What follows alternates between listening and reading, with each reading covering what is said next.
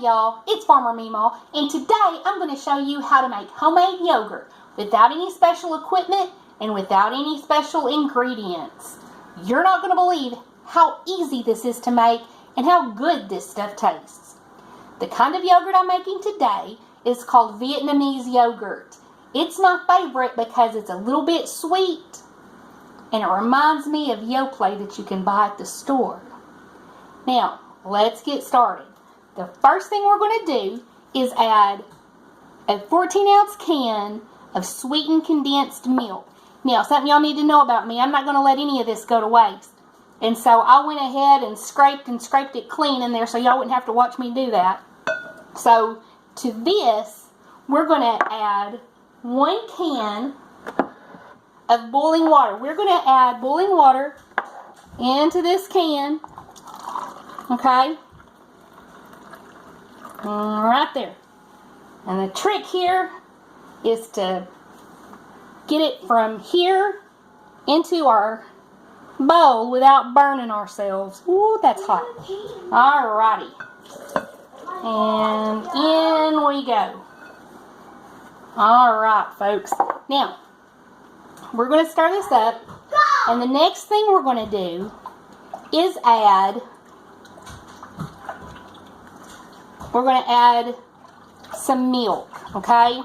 Now, this is a 14-ounce can, but that's actually how much it weighs. That's not its volume, okay?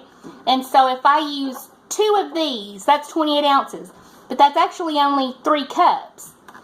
If I measure 28 ounces into a pitcher like this, a measuring cup, that's actually going to be 3.5 cups. You can use either way.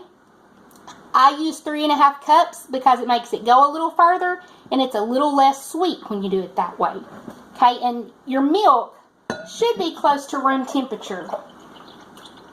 Okay, mine was not so much at room temperature today. It's not a deal breaker, but it's best if it's at room temperature. Okay, the next thing we're going to do is get our yogurt. Now, when you're making yogurt, you need a starter because yogurt is a fermentation. Okay, and so you're going to need a yogurt that's got live active cultures. Your best option is going to be Greek yogurt. Greek yogurt is going to have the most concentrated probiotics or healthy bacteria, and that's what we need. We need those little guys to do our work for us. Now, not all yogurt is created the same, and this brand happens to have 5 probiotics listed right here in its ingredients. Okay, not all yogurt is the same. Greek yogurt is best, right? But this Greek yogurt, it has no probiotics. It was cultured and then it was pasteurized, which means they just killed off all those probiotics. So, you know, you get the flavor, but you don't really get the health benefits. And that's why you want to make your own at home. Now, after you get this mixed together, you're going to add your starter culture, okay? Just like you need a starter for sourdough bread or kombucha, you're going to need a starter for your yogurt. Now, I've read a lot of places they say a cup. I just use a big dollop, okay? That right there is probably plenty to get this process started, okay? Now, let's put this over here. Next thing we're going to do is we're going to whisk this, and one of the reasons you're going to want this to be at room temperature is because this is going to dissolve a lot easier when it's warm, okay? And you want to get as much of this to dissolve as you can. Now, once we get this in our jars, there are several ways that you can take it through the fermentation process. The key to fermentation is keeping it warm. You want it between 105 and 112 degrees, maybe up to 115. You don't want it above 118 because that will kill off the good bacteria, which are the probiotics. So you want it warm enough that they're in there going to town and doing their job, but not so hot that they, die. That's not good. So, what I do is I put mine in my crock pot and I turn it on, keep warm. Now I heat it up first and I use a meat thermometer to check the temperature. But then once I know it's like maybe around 120 to start out with, I put them in there and then I'll turn it on to keep warm. And I make sure that it doesn't go higher than that. Usually the temperature will go down when you add something cold to it. And so then I just watch it. You can put a towel over it to keep the heat in. But we'll get to that in a minute. I'm getting ahead of myself right now. Alright, so I think that's probably about as sturdy as it's going to get. Some people keep their cultures warm using a heating pad. Some people put theirs in the oven with the oven light on to keep it warm in there. So there are a lot of different ways you can do it, but this is what I have found that works for me every time. Now, what we're going to do now is we're going to strain all the little tidbits of that yogurt that didn't dissolve. We're going to strain that out.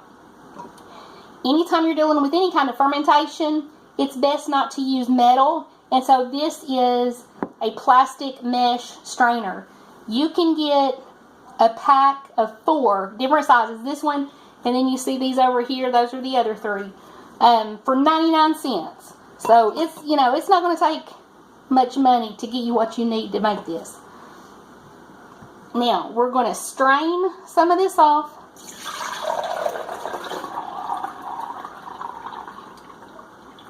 Okay.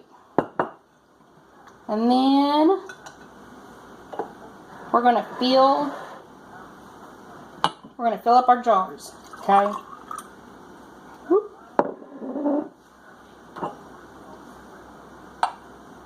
Now, the next time you make this,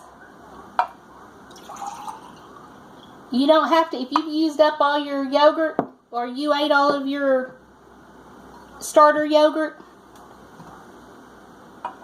then all you have to do is you use one of these jars as your starter for the next batch. The biggest problem with that I found is that means that there's one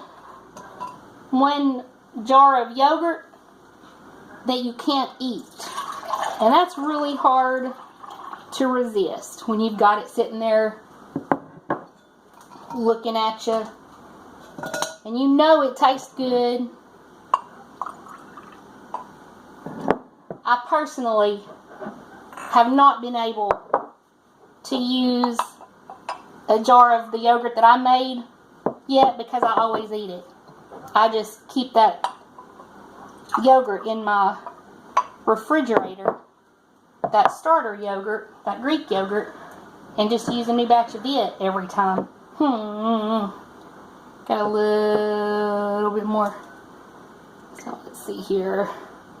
Let's see if we can spread this out a little bit so I don't have to use a different container for it.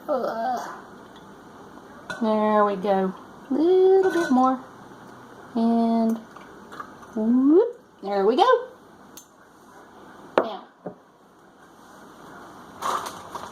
you can use regular lids and rings for this, but I personally like using the plastic lids. It just works well for me. And I just prefer to keep metal away from my yogurt. Alright, so once I get these capped off, I'm going to put them in my crock pot that I have over here. I put the water in it. I put the water in it earlier and let it warm up, so it should be ready now. But I'll show you a trick that I do so that they'll fit. Because if I just put all these in the bottom of my crock pot, this particular crock pot, they're not going to fit. There's all but one will fit, and that one will be poking its head out, just uneven with all the rest of them. And that just drives me nuts. So I put that piece of granite, it's just a scrap piece of granite, about 1.25 inches thick. And I put that in the bottom. And that makes it so they all fit just fine. Now, for now, I turned it off because I think I've got the temperature in there pretty high. And so I'll cover that up right there. And I'll probably put a towel over it just to kind of keep the temperature a little more stable. Okay? Now, you're going to leave it for about 8 to 12 hours, depending. I had a sample that I was going to show you what it looks like when it's done and how thick it is, but my son ate it a while ago, so I don't have that to show you. So, okay, y'all, it's been 12 hours, and I wanted to show you what the yogurt is going to turn out to be like. Now, can you see in here? It's pretty solid. It's not spilling, right? See it from the side? It's not spilling. And this is what you can expect it to look like. Okay? Nice, firm texture. Now, if you stir it, it's going to loosen up some. Alright? Something else I wanted to mention.